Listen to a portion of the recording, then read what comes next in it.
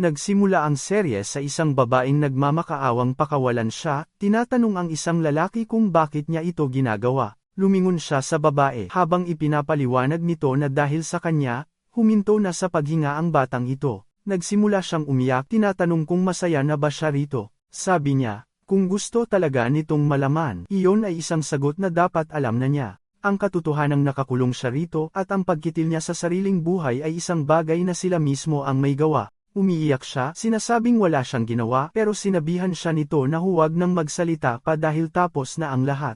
Ito na ang kanyang ika-6 na pag-ulit ng mga loop, bawat isa ay tumatagal ng ilang daang taon. Habang papasok siya sa isang portal, sinabi niyang kahit sa buhay na ito, nabigo siyang pigilan ang apocalypse. Nalaman natin na ang pangalan niya ay Gite. Naisip niya na kung nakinig lang siya sa kanya, baka may nagbago. Paglabas niya sa portal, sinalubong siya ng maraming higanteng dragon na humarap sa kanya. Ang pulang dragon, na siyang pinakamalapit sa kanya, ay nagsimulang mag-ipon ng lakas para sa isang breath attack. Sinulyapan niya ito habang tumututok sa kanya ang atake. Sabi niya, hindi niya naman ito pinagsisisihan. Sinabi niyang hindi niya bibitawan ang batang ito habang ginagamit ang isang kakayahang tinatawag na Formless Sword, na SS rank. Ang natanto niya pagkatapos maabot ang kanyang ika-6 na cycle at ang malaimpyernong digmaang pandaigdig na ito ay ang kabiguan at karanasan ang lahat. Habang pinuputol niya ang ulo ng dragon sa isang tama, lumapag siya sa kalapit na pader at mabilis na lumapit sa isang kawan ng mga dragon. Inihanda niya ang kanyang espada at sinimulang pagpira-pirasuhin silang lahat, nagpalipad ng mga bahagi ng kanilang katawan sa himpapawid. Pagkatapos ng kanyang huling atake, nagsimulang maglaho ang kanyang espada at napabuntong hininga siya, sinasabing walang katapusan ang mga ito, gaano man karami ang patayin niya. Isang status window ang lumitaw, sinasabing ang planetang Earth ay pumapasok na sa apocalypse status condition, dahil nabigo siyang iligtas ito. Pero dahil mayroon siyang autoridad ng Grandfather Clock na X-rank, nagsimula itong ibalik muli ang oras. Ipinikit niya ang kanyang mga mata. Sinasabing hindi ito walang kabuluhan habang isang maliwanag na ilaw ang nabubuo sa abot tanaw. Muling lumitaw ang status window, sinasabing magsisimulang muli ang oras ng mundo. Balik sa kasalukuyan, nakikita natin ang mga taong naguguluhan sa isang bagay dahil may portal na lumulutang sa himpapawid sa itaas nila. Iniisip nila kung dapat ba silang tumawag ng pulis at isang lalaki ang lumapit habang sinasabi ng kanyang asawa na may masama siyang kutob dito. Sabi niya hindi niya alam kung kailan ito maglalaho at ang mga litrato ay isang bagay na panghabang buhay. Lumipad palabas ang mga halimaw mula sa gate at nanonood siya ng may takot habang ang kanyang asawa ay nanalo ng Darwin Award sa pagiging sobrang tanga. Nabitawan niya ang kanyang telepono, nabasag ito, ngunit natigilan na parang usa habang dagsaang lumalabas ang mga halimaw sa gate. Nalaman natin na nagbukas ang mga ito sa buong mundo, at ito'y isang kwentong pamilyar sa atin. Ang sangkatauhan ay nasa bingit ng pagkaubos, ngunit sa gitna ng krisis, nakahanap sila ng bagong pag-asa. Binuksan nito ang isang panahon na kilala bilang ang bagong epiko. Tinipon ng mundo ang mga batang hunter na may malaking potensyal sa artipisyal na isla para simulan ang kanilang edukasyon. Ito ang Global Academy City, ang pagkakatatag ng lair, at ngayon nagsimula na muli ang mga tao. Nandito si Jite sa simula ng kanyang ika-7 cycle. Nakikita natin ang isang lalaking may hawak na hostage na babae, sinasabihan ang mga pulis na lumayo kung ayaw nilang makitang mamatay ito. Sumisigaw sila, sinasabihan ang lalaki na i-deactivate ang kanyang kakayahan at sumuko. Habang patuloy nila itong sinasabi, nilapitan siya ni Jite mula sa likuran at sinabi sa lalaki na nasabi na sa kanya kung ano ang gagawin. Lumingon ang lalaki sa takot dahil hindi niya naramdaman ang presensya nito, nagtataka kung kailan pa ito nakapunta sa likod niya. Pagkatapos ay itinulak niya ang babae, at nagsimulang sumugod kay Gite, tinatanong kung pulis ba siya. Walang kahit isang atakeng tumama at dahil sa matinding pagkadismaya, humataw siya ng malakas. Umiwas si Jitae, sinasabing hindi lang siya basta pulis kundi siya ang buong puwersa. Habang sinusuntok niya ang lalaki sa mukha, tumilapon ito sa lupa na parang laban sa Dragon Ball Z at sinabi niyang medyo nakalimutan niyang kontrolin ang kanyang lakas. Nalaman natin na isa siyang pulis dito sa akademya. Lumalabas na isa siyang superhuman trafficker at ipinaliwanag ni Jitae sa lahat na narinig niyang may binihag itong sibilyan kaya siya nagpakita. Isang babae ang nagtanong kung bakit ganoon ang pagkakahiga ng trafficker, at sinabi niyang siya ang nagdala dito. Sabi niya sige, kailangan na niyang tapusin ang pag-file ng incident report pero sinabi sa kanyang magaling ang kanyang ginawa. Sa di malamang dahilan, mukha siyang iba kaysa dati. Nagtataka siya kung dati pa ba siyang ganoon katangkad, pero mas gwapo rin siyang tingnan. May isa pang lalaking lumapit, binabati siya. Sinasabing baka nasobrahan niya ang pagbugbog dito at baka makatanggap na naman siya ng reklamo tungkol sa sobrang paggamit ng puwersa. Sabi ni Jitai, lahat sila ay hindi pamilyar na mukha para sa kanya. Hindi pa siya pumasok sa trabaho kahit isang beses mula nang magsimula siyang mag-regress kaya lahat sila ay mga estranghero para sa kanya. Sinabi niya sa kanila na siya na ang bahala sa trafficker at sinimulan itong buhatin palayo. Sabi niya, ang dahilan kung bakit tinalikuran niya ang kanyang pang-araw-araw na buhay at nagsimulang mag-regress para pigilan ang apocalypse ay ang pagkamatay ng mga baby dragon na tinatawag na hatchlings. Ang mga hatchling na lumaki na sa kabilang mundo na tinatawag na Escalpa ay pumupunta sa Earth para sa libangan at para gumawa ng masasayang alaala. Sa prosesong iyon, ang ilan ay nabaliw dahil sa digmaan, nawalan ng kontrol, at namatay. Ang ilan ay nasira. Hindi kinaya ang masamang hangarin ng sangkatauhan at mayroon ding mga tumigil na lang sa pagtibok ng kanilang puso dahil hindi nila magawa ang gawaing iniatas sa kanila. Nagalit sa kanilang pagkamatay, ang kanilang mga magulang, ang mga adultong dragon, ay nagsimula ng kanilang pag-atake sa sangkatauhan, tinitipon ang lahat ng may kakayahang lumaban sa planeta ng Escalpa. Naging napakalakas ni Gite sa paulit-ulit na buhay na hindi na siya maaaring lumakas pa, ngunit hindi ito sapat para protektahan ang mundo ng mag-isa. Kaya naman, sa regression na ito, balak niyang sumubok ng ibang paraan. Nilapitan siya ng babae kanina, tinatanong kung ano ang gagawin niya pagkatapos ng trabaho. Gusto niyang pumunta sa isang malapit na restaurant pagkatapos, at baka mag-date ng kaunti. Diretsahan siyang nilalandi nito, pero sinabi niyang may pupuntahan siya. Tinanong niya kung saan, at sinabi niyang kailangan niyang pumunta sa Europa, partikular. Nagpunta siya sa Florence, Italy. Nakikita natin ang isa sa mga dragon na naglalagay ng korona sa ulo ng isang bata at mukhang napakasaya ng bata, pati na rin siya. Siyempre, tandaan, nandito sila para gumawa ng mga alaala. Doon na lumapit si Jitae mula sa kanyang likuran, at tinawag siya, binabati siya.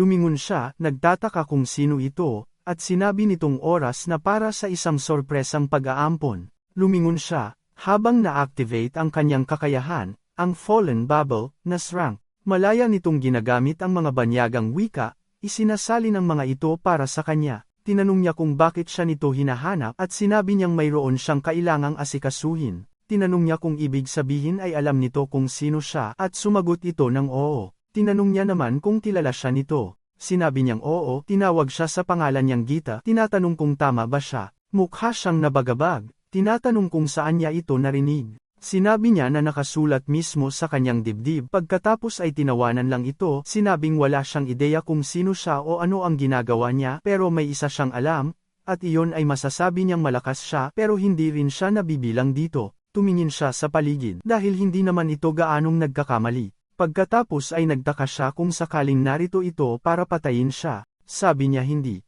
Pagkatapos ay tinanong niya kung nandito ba talaga ito para kidnapin siya. Sabi niya, malapit na rin doon. Tinanong niya kung isa ba siyang weirdo na may gusto sa mga dragon pero pinatigil siya nito sa pagbibiro. Balak niyang protektahan siya sa mapanganib na mundong ito. Kung hindi siya makikinig sa kanya ngayon, mapipilitan siyang gumamit ng mas marahas na paraan. Sabi nila, nababasa ng mga mata ng kanyang lahi ang tadhana at iyon ang dahilan kung bakit alam niyang mas maganda ang kanyang instincts at mas mabilis niyang nauunawaan ang mga sitwasyon kaysa sa ibang mga clan.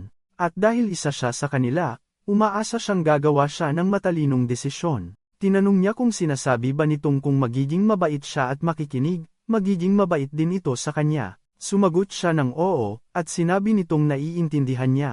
Wala naman siyang pagpipilian pero bilang kapalit, kailangan siyang tratuhin ng mabuti, tulad ng isang bisita. Tinatanong kung pangako ba iyon o hindi. Nakikita natin ang panginginig ng kanyang kamay at para maibsan ang kanyang takot, nakipag-pinky promise siya dito. Kalaunan, sa kanyang apartment, nakikita natin siyang nagigising, at sinabi niyang iniisip niya kung gising na ba ito. Lumapit siya dito, habang nakikita natin siyang nakatitig sa isang kakaibang anino. Sinabi niya rito na magiging maayos lang siya, basta't umalis ito, at gawin ang sinabi niya. Ito ang Grand Duke Summon na SS rank din. Nagpapatawag ito ng isang doble na kayang gamitin ang hanggang 50% ng kanyang mga pangunahing kakayahan. Nag-anyong tao ito, sinabing susundin nito ang kanyang utos, at nilagpasan ang dragon. Binati niya ito, at sinabing kamukhang kamukha nito. Sinabi ni Ji-tae na huwag na niyang pansinin, dahil gagawin lang nito ang trabaho para sa kanya. Tinanong niya kung talaga bang hindi siya papasok sa trabaho. Sabi niya na ang double ay isa sa kanyang mga kakayahan kaya siya pa rin ang nagtatrabaho at kailangan niyang manatili sa tabi niya. Tumawa siya, sinabing naiintindihan niya tapos umupo, at nagtanong kung dapat na ba silang mag-almusal. Nagtanong siya kung bakit, at sinabi nitong dapat silang kumain, dahil hindi rin siya naghapunan kagabi. Sinabi niya sa kanya na okay lang siya. Sabi niya medyo alanganin para sa kanya na kumain mag-isa habang ang may-ari ng bahay ay hindi. Nagtanong siya kung palagi ba siyang kumakain, dahil alam niyang nabubuhay ang mga dragon kahit wala nito. Sabi niya hindi ito usapin ng kaligtasan. Ang pagkain ng masarap ay nagpapasaya sa kanya at nagbibigay din ito ng lakas. Nagtanong siya kung totoo ba iyon, at sinabi nitong oo pero dapat silang mamalengke. Sinabi niya na ayos lang siya, ngunit iginiit nitong ipapakita niya sa kanya ang kapangyarihan ng almusal. Pumunta sila sa malapit na Smart at hindi mapigilan ng mga tao na tumitig sa kanilang dalawa, pinupuri kung gaano siya kagwapo at kung gaano kaganda ang dragon. Kawawang bata na huling nakatitig. Sabi ni Ji-tae medyo marami ang binibili nila para lang sa almusal. Sabi niya nang tingnan niya kanina, walang kahit anong sangkap sa kusina at dahil magluluto rin naman sila sa hinaharap. Sabi niya dapat na silang magmadali, at sinabi nitong ipaghahanda niya agad ito ng almusal. Sabi niya iiwan nila ito sa bahay at kakain na lang sa labas. Nagtanong siya kung bakit at sinabi nitong may mga lugar silang kailangang puntahan kaya kailangan din niyang sumama. Tsaka, lagpas na sa oras ng almusal. Sabi niya, pasensya na. Nag-enjoy lang daw siya dahil matagal na siyang hindi nakakapag-shopping. Nagtanong siya kung anong klaseng lugar ang pupuntahan nila. Sabi niya may mga bagay siyang kakailanganin para manirahan dito at kailangan nilang umalis dahil marami silang gagawin. Maya-maya, nakita natin ang isang kalbong manyak na tinititigan siya, sinasabing ang ganda niya at tinatanong kung girlfriend ba niya ito. Sinabi ni Ji-tae na kung ayaw niyang mawala ang isa pa niyang mata, manahimik na lang siya at gawin ang pinapagawa. Sumimangot ang lalaki at nakita natin silang nagpunta sa iba't ibang lugar, bumili ng maraming bagay, at sa wakas ay nagkaroon na siya ng sariling ID card. Nakita natin na ibinigay niya ang kanyang apelyido, pati na rin ang pangalang Bong. Tinanong niya kung hindi pa ba siya nagkakaroon ng ID card dati, at sinabi nitong hindi pa. Hindi pa rin siya nagkakaroon ng bank account o relo. Nagtanong siya kung paano siya nabuhay dito sa loob ng lahat ng panahong ito. Pagkatapos ay sinabi niyang alam niyang sa kanya ang apelyido pero nagtanong kung bakit Bom ang kanyang pangalan. Sinabi niya na galing ito sa 4 na panahon, dahil mayroong 4 na dragon. Sabi niya gusto niya ang pangalan. Ang tagsibol ay ang panahon ng buhay na dumarating sa mundo, kung tutuusin. Napakagandang pangalan. Sa totoo lang, hindi naman sa takot na siya sa kanya pero patuloy pa rin siyang binabalaan ng kanyang mga mata na mapanganib siya. Pero sa tingin niya hindi naman siya masamang tao. Nagtanong siya kung paano siya nakakasiguro pagkatapos lang ng isang araw. Sabi niya na mas magaling ang kanyang pakiramdam kaysa kaninuman dahil galing siya sa Green Dragon Clan. Kaya kung okay lang sa kanya, gusto niya munang obserbahan siya ng kaunti pa at ninitian siya. Sabi niya hindi pa niya ito nakita sa alinman sa mga nakaraang cycle at tumingala sa namumulaklak na cherry blossom, sinabing hindi naman masama ang simula. Baka maging medyo kampante lang ang cycle na ito. Dinadala tayo sa isang wasak na lugar sa isang parte ng kontinente ng Africa kung saan nakikita natin ang isang babaeng may pulang buhok na nagtatanong kung bakit sila nagpapakatinik kung ito lang naman pala ang kaya nila. Sumigaw ang lalaki, tinawag siyang baliw na babae pero sinipa niya ito sa mukha.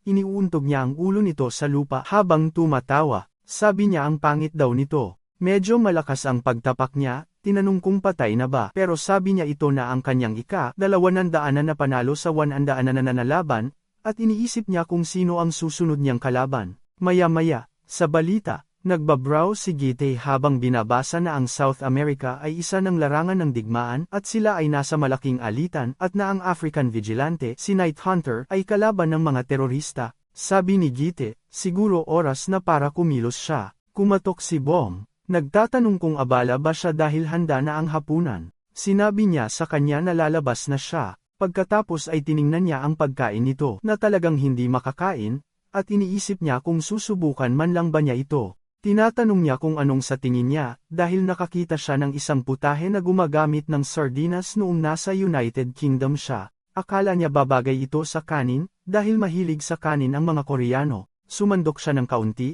at bumulong ang isda na patayin na ito. Napagtantong sa totoo lang ayaw niyang kainin ang pesteng to. Sabi niya sa kanya kukunin na niya si Red bukas. Sabi niya mahirap itong ibalik. Hindi siya sasama ng ganoon kadali tulad niya. Sabi ni Jitae hindi naman magiging ganoon kahirap kung sasama siya at kukumbinsihin ito. Nagtanong siya kung paano, at sinabi nitong magkakaiba ang gusto nilang lahat. Nasisiyahan siyang maglaan ng oras at magtayo ng mga bagay pero iba ang mga Red Dragon. Mahilig sila sa digmaan at karahasan at madalas ipagyabang ang kanilang lakas. Kaya't isang pagkakamali ang paggamit ng dahas para dalhin siya dito. Para sa Red Dragon, mas masahol pa sa kamatayan ang mapasuko. Sabi niya magiging delikado kung hindi nila kukunin agad ang Red Dragon dahil may naghahabol sa kanya at sa takbo ng mga pangyayari, mapapatay siya. Kaya kung sasama siya, maaayos nila ito ng mapayapa. Tinitigan niya ito, at nagtanong siya kung anong problema. Sabi niya nakakatuwa lang na makita siyang humihingi ng ganito dahil akala niya ay isa siyang taong sinusubukang gawin ang lahat ng mag-isa, anuman ang mangyari. Pagkatapos ay sinabi niya na hindi naman araw-araw na humihingi siya ng tulong, kaya gagawin niya ito. At saka, dahil ayaw din niyang mamatay si Red, pero mayroon siyang isang kondisyon. Kailangan niyang ubusin ang niluto niya para sa kanya. Nang makita niyang ibinaba nito ang kutsara habang nag-uusap sila, agad siyang naging parang meme ng aso na tinatanggap ang kanyang kapalaran at itinaas ang kutsara sa kanyang bibig. Samantala, sa South Africa, nakikita natin si Red na nagwawala. Inihagis niya ang isang lalaki sa sahig, sinasabing mahina rin ito. Ayaw niyang maging ganito ang kanyang ika-200 panalo. Wala nang katapat para sa kanya sa Africa, kaya hindi niya alam kung saan susunod na pupunta. Pero narinig niyang nasa Europe si Green kaya baka dapat siyang pumunta doon para makita siya. Sabi ng mga lalaki, kabaliwan ito. Sila ang piling puwersa, pero nauubos sila ng isang babae. Sabi ng kasama niya huwag siyang isipin bilang isang babae lang. Isa siyang halimaw na baliw sa laban. Sabi niya, ang tiyak ay hindi sila sapat, at kailangan nilang may dumating dito agad. Lumitaw si Red sa pader sa likuran nila, nagtatanong kung ano ang binubulong nila dito. Nagulat sila na nandoon siya at agad silang lumingon para barilin siya pero sinabi niyang huli na ang lahat. Habang humahampas siya, isang bagong atake ang dumating mula sa gilid. Sinalag niya ito gamit ang kanyang espada, at nagtaka kung anong meron sa mana na ito. Kailangan niyang gumamit ng maraming lakas para maitalsik ito. Hindi sila makapaniwalang natabig niya ang mana, tinawag siyang halimaw. Isang lalaki ang lumitaw, sinasabing iyon na siguro ang Night Hunter. Nalaman nating ang pangalan niya ay Javier. Sinabi niya sa kanyang mga tauhan na dalhin ang mga sugatan at umatras. Siya ay rank 8 sa superhuman ranking at kaanib sa African Union. Sabi ni Red nagulat siya dahil mabigat ang atake kanina, ibig sabihin siya siguro ang boss dito. Sabi niya narinig niyang babae raw ito, pero mas bata pa siya sa inaakala niya. Nagtanong siya kung nahulog na ba ang loob niya dito at iyon daw ang dahilan kung bakit siya may maskara dati. Walang lumaban sa kanya ng maayos kapag wala iyon, dahil palagi silang abala sa pagtitig sa kanyang mukha. Sabi ni Javier, nagulat siya na naramdaman niya ang pagkakaiba ng lakas nilang dalawa pero ayaw pa rin sumuko. Tinanong niya kung anong klaseng tao siya kung aatras siya matapos masira ang kanyang sandata. Mas gugustuhin pa niyang mamatay na lumalaban kaysa sumuko at mabuhay. Habang papalapit, humampas siya pababa, at umatras naman ito. Sumipa naman siya, na kanyang hinarang. Muli, sumugod siya gamit ang malakas na kaliwa pero wala siyang mapatama ni isang atake. Akala niya ay may nakita siyang pagkakataon, inihanda ang kanyang kamao, at bumira ng napakalakas na suntok sa maselang bahagi. Ngunit pagkatapos itong tumama sa kanya, nagulat siya, at nagtanong kung bakit walang reaksyon. Sabi niya, siguradong hindi pa siya nakalaban ng mas malakas sa kanya, at lahat ng laban niya ay madali lang hanggang ngayon. Sayang ang lahat ng talentong iyon, pero hindi na siya makikipaglaro sa mga laro niya. Humampas siya habang halos hindi niya ito naiwasan. Napagtanto niyang nagkamali siya. Sinimulan na niyang i-charge ang kanyang atake, na tinatawag na Sword of Ra. Nagsimulang magniningning ng ginto ang kanyang mga mata. Itinaas niya ang kanyang panangga, alam na hindi ito maiiwasan. Habang humahampas siya, hinahati ang lahat ng kalapit na gusali at pinatalsik siya patalikod. Bumangga siya sa pader. Sabi ni Javier, pinalakas niya ang kanyang mga braso sa maikling oras na hinarang niya ito na hindi niya inaasahan, pero kailangan niyang dagdagan ang kanyang lakas. Lumingon siya, nakitang wala na siya roon, at sinabing siguro ay tumakas na siya. Habang nakikita natin si Bam na tinatakpan ang kanyang bibig at ang kanyang braso ay naging braso na ulit ng dragon. Tinanong niya kung anong ginagawa niya rito, at sinabi ni Bam na dumating siya para iligtas siya, dahil narinig niyang nasa panganib siya. Tinanong niya kung anong ibig niyang sabihin, dahil bigla na lang siyang sumulpot. Sabi ni Bam, sinabihan daw siya na mamamatay siya kung patuloy siyang lalaban ng ganito. Sabi ni Red, sinabihan na niya ito na huwag makialam sa mga laban niya at huwag siyang pakialaman, dahil lalaban siya hanggang sa huli. Sabi ni Bam, matatapos ang kasiyahan nila kapag namatay siya. Nagtanong siya kung paano. Sabi ni Bam, ang pagkamatay niya ay hindi lang para sa kanya, at masisira ang lahat ng kasiyahan nila. Gusto niyang manatili sa Earth at tinanong kung makikipagtulungan ba siya sa kanya. Nag-isip si Red, at nagtanong kung tatakas ba sila. Dahil sobrang lakas ng lalaking ito, kaya mahahabol sila agad. Sabi ni Bang, ang kanyang kasama na ang bahala roon. Nagtanong siya kung ano ang ibig sabihin ng kanyang kasama at sinabi ni Bam na huwag mag-alala, dahil hindi siya nag-iisang dumating. Habang nakikita natin si Gite sa likod ni Javier, lumingon ito, at nagtanong kung sino siya. Napabuntong hininga si Gite at sinabing isa lang siyang chaperone. Nagtanong si Javier kung anong ibig sabihin niya sa chaperone dahil mukhang hindi naman niya kailangan ng isa. Sumilip si Red at nagtanong kung iyon ba ang lalaking tinutukoy niya. Sabi ni Gite, masyadong komplikadong ipaliwanag ang lahat pero dapat na silang tumigil dito. Tinanong niya kung ano sa tingin niya ang ginagawa niya. Bigla ka na lang sumulpot at nagsasabi ng kung ano-ano, at hindi ito isang bagay na pwede naming palampasin dahil lumagpas na siya sa linya. Sinabi niya na wala pa siyang napapatay. Sinabihan siya ni Javier na huwag siyang paglaruan. Sabi ni Gite, hindi naman siya magtatagal dito, kaya dapat hayaan na lang niya. Hinigpitan ni Javier ang hawak sa kanyang talim at nagtanong kung akala ba niya ay hahayaan niya lang siyang umalis dahil lang sinabi niya iyon. Nasa jurisdiction niya ang lugar na ito, at bilang isang investigador, aarestuhin niya ang babae at siya na nagpapakilalang chaperone nito. Inactivate niya muli ang kanyang Sword of Ra at humampas, ginawa ang parehong atake na ginawa niya kay Red diretso kay Gite. Ang atake ay maliwanag at sinimulang sirain ang lahat sa paligid nito. Matapos tumigil ang pagguho at makita natin ang landas ng pagkawasak na nilikha nito, sabi ni Javier na kung kasama niya ang halimaw na babaeng iyon, hindi dapat ito sapat para saktan siya. Naku po, tama ba siya? Habang lumitaw si Gite sa kanyang likuran, sinasabing nakakainis dahil siya raw ang 8th rank na superhuman, pero ito lang pala ang kaya niya. Nagpanik si Javier na nasa likod na niya ito at gagamitin sana muli ang Sword of Ra pero habang ginagawa niya ito, nakikita nating lumilipad ang kanyang braso sa hangin. Naramdaman niya ang nangyari habang pinapanood itong lumilipad sa langit.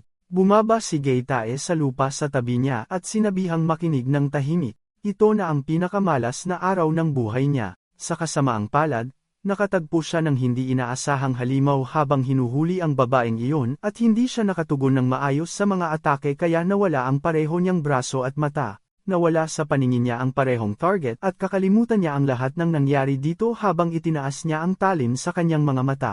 Sinimulan niyang dukutin ang mga ito. Sumigaw si Javier. Paliwanag ni Gite, mayroon silang mga healing superhuman sa kanyang grupo kaya't ang mga nawawalang braso at mata ay maaaring pagalingin. Ngunit, ang takot na nakatatak na sa kanya ay hindi mawawala. Epektibo ang takot tulad ng nakikita rito, at nagamit niya ito ng maayos. Nagsimulang sumigaw si Javier, at habang lumingon si Git, sinabi niyang ang takot ay para na rin kay Red. Habang nakikita natin siyang tinatanong si Bam kung ano ba talaga ang halimaw na iyon. Sinabi naman ni Bam na hindi siya halimaw, kundi isang tao. Tumawa siya, at sinabing kung tao iyon, isa lang siyang butiki. Sinabi ni Gite na titira siya sa kanyang bahay sa ilalim ng kanyang proteksyon. Kung isusuko niya ang sapat na kalayaan, susuportahan niya siya sa anumang gusto niya. Pero kung maglakas loob siyang umalis sa kanyang proteksyon, pinutol siya ni Bam at sinabing nabigla si Red at siya na ang magpapakalma at magpapaliwanag sa kanya mamaya. Nagtanong si Red kung ano sa tingin niya ang ginagawa niya. Kumindat si Bam kay Ji-tae. Nag-isip siya, at sinabing mula ngayon, ang pangalan niya ay Yorong. Ibinigay din niya sa kanya ang kanyang apelyido. Sabi ni Bam, malaki na ang ipinagbago niya mula noong huli, at sinabi ni Yorong na wala siya sa mood para paglaruan ngayon. Tumingin si Ji-tae sa langit at inilagay ang kamay sa kanyang tainga, at sinabing inire-report niyang naayos na ang sitwasyon. Iyon pala ang Shadow Soldier. Kasabay nito, sa rainforest ng Amazon, nakikita natin siya kasama ang isang batang babae. Sabi niya, magaling, at tatapusin na niya at babalik. Sabi niya, sobrang brutal ni Yoram, kaya't magiging mahirap para sa kanyang clone lang na kumbinsihin siya. Kaya mabuti na lang at isinama niya si Bong. Nagtanong ang bata kung sino ang kausap niya, at sinabi niyang wala lang. Sabi niya, ang weird, dahil ang smartwatch niya ay nasa kanyang pulso, at sinabing baka gusto niya lang kausapin ang sarili niya. Ito ang Gold Dragon. Tulad ng lahat ng Gold Dragon, mahilig siya sa atensyon at namuhay siya bilang isang idol sa isang katlo ng kanyang 6 na cycle. Ang mas nangibabaw sa kanilang lahat ay ang dragon na nagdulot ng pinakamalaking pinsala. Ang pagmamahal ng marami ay kaakit-akit, ngunit mayroon itong mga kahinaan. Iyon ang dahilan kung bakit siya narito sa gitna ng kawalan. Sinabi niya rito na sobrang cool ng relo, may projector screen sa itaas, at sobrang linaw ng imahe. Wala siyang nakitang ganito noong huli. Baka nasa sarili siyang mga loop. Hindi ko masyadong naiintindihan ang ibig sabihin yan. Pero tinanong niya kung anong ginagawa niya rito. Dapat kasama niya ang mga tao. Nandito siya para sa entertainment, dahil walang iba kundi mga hayop at insekto rito. Tinanong niya kung paano niya nalaman iyon, at sinabi niyang narinig niya mula kay Bam, ang Green Dragon. Sabi niya, naamoy niya nga raw ito sa kanya, kaya kilala niya si Green. Tinawag niya ito, at tinanong kung takot na ba siya sa mga tao ngayon. Ang sabi niya, hindi naman daw siya takot sa kanila, pero namuhay na siya kasama nila dati. Sinusundan daw siya pauwi, tinititigan ng kakaiba, at patuloy siyang sinusundan. Medyo nakakatakot iyon at kung ano-ano pa,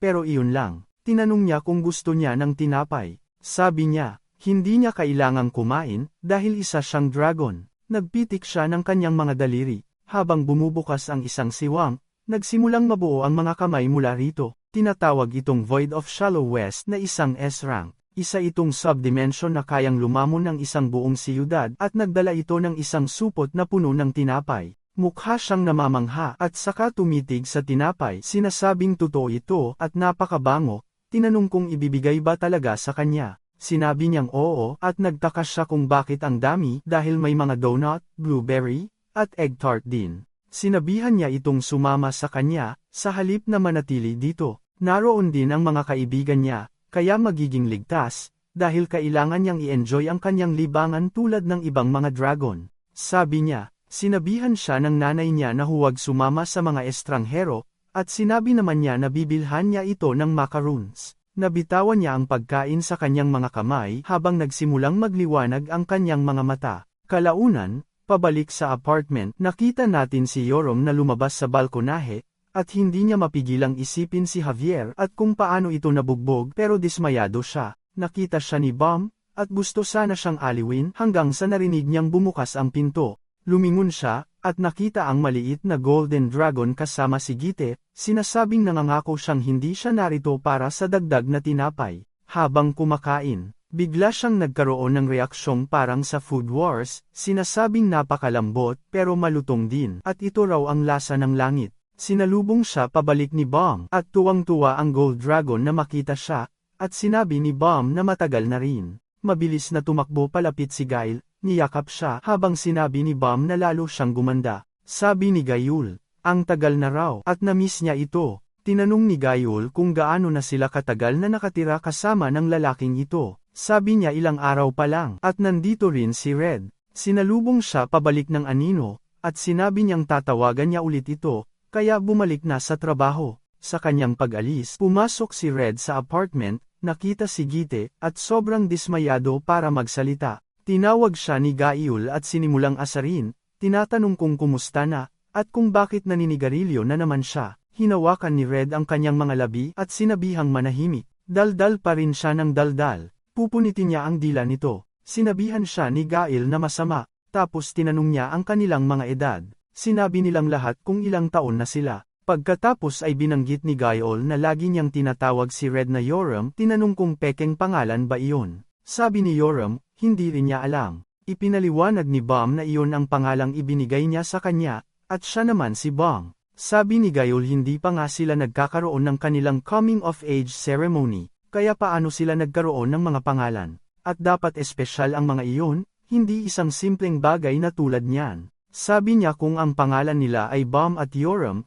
na nangangahulugang tagsibol at tag-araw, malamang siya ang taglagas, na Gayol. Sinabi ni Gite na tama iyon, at ang pangalan niya ay magiging Gayel, na nangangahulugang taglagas. Tinanong nila kung alam ba talaga niyang ito ang itlog ni Blue. Sabi niya isa itong polymorph at malapit na siyang ipanganak kaya mag-ingat sa kanya. Sabi nila, marami siyang alam para sa isang tao, at tinanong kung paano niya nalaman ang lahat ng ito. Sabi niya hindi nila kailangang malaman iyon, at uulitin niya, ngayong nandito na silang lahat, kailangan lang nilang sundin ang isang patakaran. I-enjoy ang kanilang libangan dito pero huwag lalabas ng bakod. Tinanong ni Gayol kung ano ang ibig niyang sabihin. Sabi niya ayaw niyang magtago sila sa kanya. Ang kanilang libangan ay dapat nasa ilalim ng kanyang kontrol at supervision. Nagsimulang mainis si Yoram, at minura siya, habang nakatingin lang sa kanya ang dalawa. Tinanong niya kung ano ang tinitingnan nila, at tinanong ni Bam kung ibig sabihin ba nun ay pwede silang magsaya sa malapit, at kung ganoon, dapat silang lumabas saglit at dahil dito na sila titira, kailangan niyang kumuha ng mga pagkakakilanlan at kagamitan para sa kanila. Sabi ni Gayol mukhang masaya iyon, pero sabi ni Yoram hindi sila dapat lumabas dahil wala silang pera. Sinabihan sila ni Gite na huwag mag-alala at inihagis sa kanila ang kanyang pitaka. Tinanong ni Bam kung magkano ang pwede nilang gastusin, at sinabi niyang pwede silang gumastos hanggat gusto nila. Nagsimula silang mag-shopping spree at pinanood niya sila habang binibili nila ang lahat sunod-sunod hanggang sa maabot ang kanyang credit limit. Tinitigan niya ito habang nasa bahay na sila kasama ang lahat ng kanilang pinamili. Pagkatapos ay alanganing ibinalik ni Bam ang kanyang pitaka, sinabing sobra ang nagastos nila, at gusto niya sanang bilhan din siya ng damit pero hindi na umabot dahil sa credit limit. Sabi niya ayos lang. Habang sinasabi ni Gayol na tingnan niya ito, nagsimula siyang magpalit-palit ng damit, tinatanong kung sa tingin niya ay maganda ang mga ito at binili niya lahat dahil maganda raw tingnan, at masaya siya sa mga iyon. Sabi niya bagay sa kanya, at nagpasalamat siya. Naisip ni Yoram na dapat gawin din niya iyon at ipinakita sa kanya na bumili siya ng relo at espada dahil nasira ang sa kanya.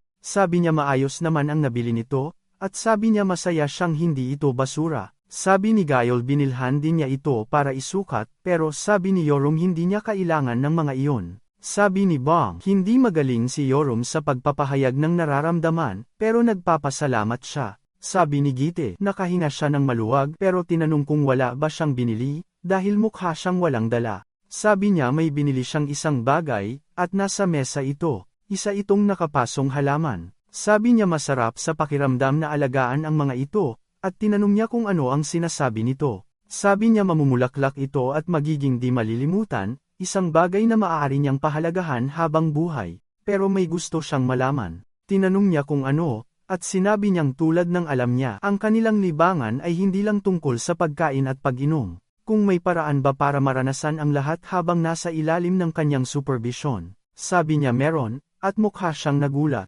Sabi niya magiging simple lang kung papasok sila sa eskwelahan, sa Lair Academy. Nagtaka sina Gayol at Yoram kung tama ba ang narinig nila. Kalaunan, sinabi nilang nakabalik na sila, at nagtaka si Yoram kung bakit ang tagal ng interview. Naisip ni Bam na baka wala siya rito. Sabi ni Gayol may naisip siyang nakakatakot. Paano kung makapasa silang dalawa at siya ay bumagsak, siya lang ang hindi papasok sa eskwelahan. Tinanong ni Yoram kung bakit siya laging nagsasalita ng pinakamasamang pwedeng mangyari at dapat isubo na lang niya ang tinapay sa kanyang mukha. Sabi niya babagsak siya dahil isa siyang baboy pero sinabi ni Gite na magaling ang ginawa nila sa mga interview. Niyakap niya ito, sinasabing ibabagsak daw siya, pero sinabi niyang huwag mag-alala. Tinanong ni Bam kung saan siya nanggaling at sinabi niyang lumabas siya para kunin ito. Habang itinaas niya ang isang supot sinimulang amuyin ito ni Gayol sinasabing ang bango, at tinanong kung ano ito. Sabi niya isang bagay itong magugustuhan niya. Nagningning ang kanyang mga mata, tinanong kung tinapay ba iyon, at sinabi niyang mas magugustuhan niya ito. Naalala niya na nasa isang talk show ito isang gabi na ang pangalan niya bilang pop star ay Baby Yellow at pumunta siya sa isang show kung saan marami silang kinakain at lulutuin ng mga chef ang paborito niyang pagkain doon mismo. Tinanong kung ano ang pinakagusto niyang kainin. Tapos pabirong binanggit ang chismis na nabubuhay lang siya sa hamog ng umaga. Tinawanan niya lang ito, sinabing tao pa rin siya, kaya hindi iyon posible. Nang sabihin niya kung ano ang pinakagusto niya, nakita natin na ito pala ay fried chicken.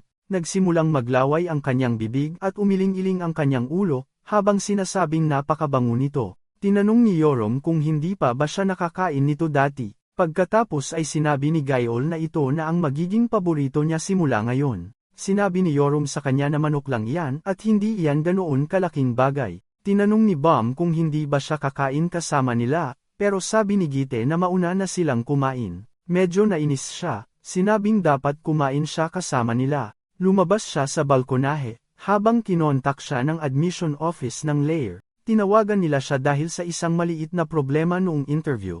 Tinanong niya kung ano ang sinasabi nila at pagkatapos ay tinanong ng kausap kung hindi ba niya narinig mula kay Bong. Sabi niya, hindi. Lumalabas na nakakuha siya ng perpektong score sa interview at hindi sila matapos sa pagpuri sa kanya. Kaya inalok nila sa kanya ang pagkakataong mamuno sa entrance ceremony. Sabi niya medyo nakakagulat ang direktang alok at sinabi ng kausap na ganoon nga, at lahat ay direktang nag-alok sa kanya. Ang problema ay tumanggi siya.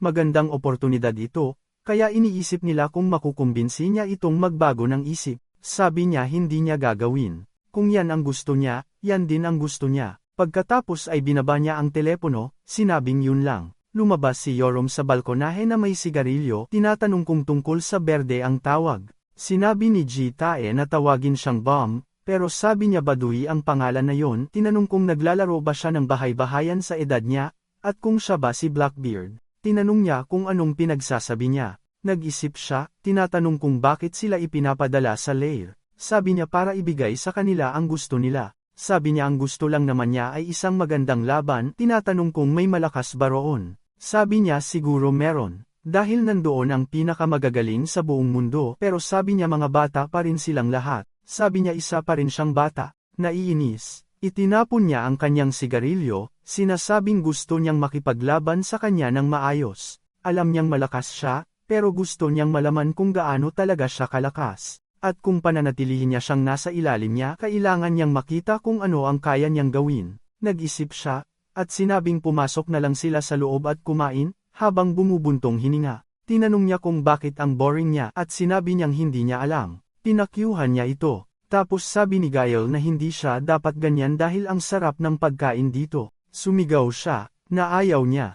Isinubo niya ito at sinabing ang sarap nito. Nalaman natin ang higit pa tungkol sa Lair at kung paano ito isang institusyong pang-edukasyon na walang katulad sa buong mundo. Ito ay isang paaralan na nagsasanay ng mga superhuman na may iba't ibang mga biyaya at kakayahan. Ngunit ang mga kadete na nagsasanay sa Lair ay mga anak ng mga CEO, mga maharlikang pamilya, at mga henyo. Dahil dito, ang akademya ay tumatanggap ng patuloy na kritisismo sa istruktural na herarkiya.